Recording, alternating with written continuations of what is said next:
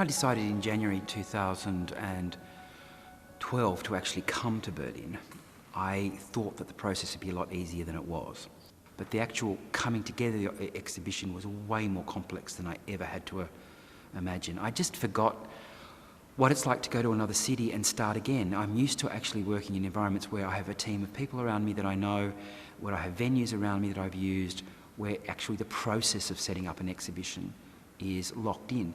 Here we had to get in Russian painters, and we had to get in Polish cleaners, and we had to deal with German customs, and I had jet lag, and I was losing my keys, and so I've learnt a lot, and the next time it's going to be a lot easier.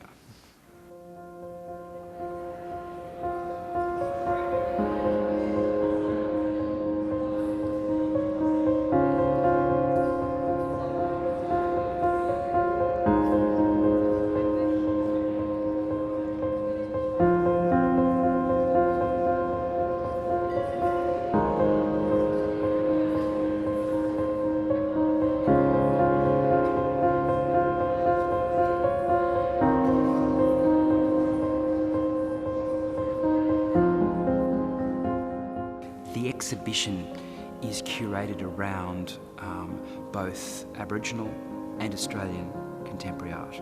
So, I'm trying to show a cross-section of current art practice in Australia in terms of photography, sculpture, painting.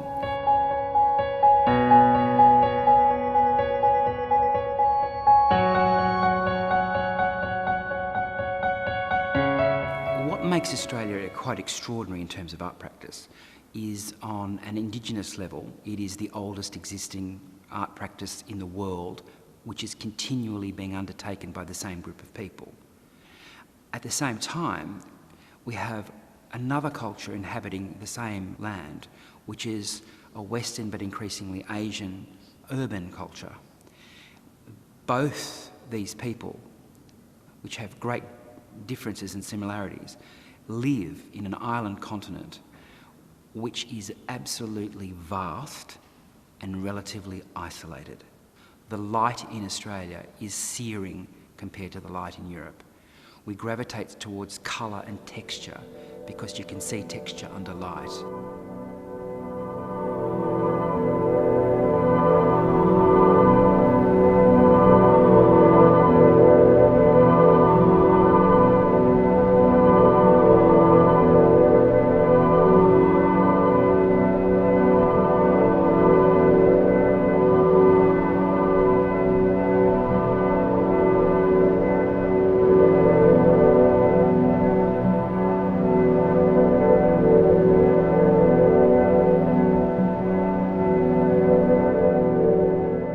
What is the magic of art?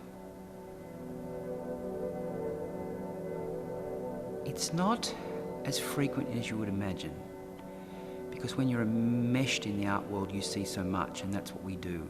We become kind of walking slide libraries, and we see so much.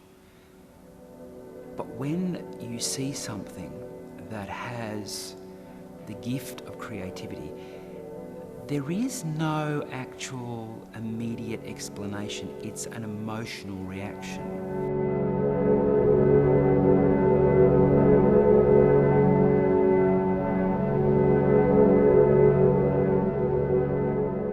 There is a sense that you are looking at something produced by somebody who has an incredibly different headspace to you, which is radically different from my headspace or your headspace. It's a view of their world which is incredibly specific, but at the same time capable of being universal. And you can't even intellectualize why immediately that you think this is good, but you have the gift and you have the experience. That is, you get the immediate future shock of something that's quite extraordinary, and that doesn't really require words. You realise that this thing is as close as you will ever be to him, that there can be no closer. because you cannot be in the artist's head. My God, you probably don't even want to be in their head. But you've got as close as you will ever get to something which is just extraordinary.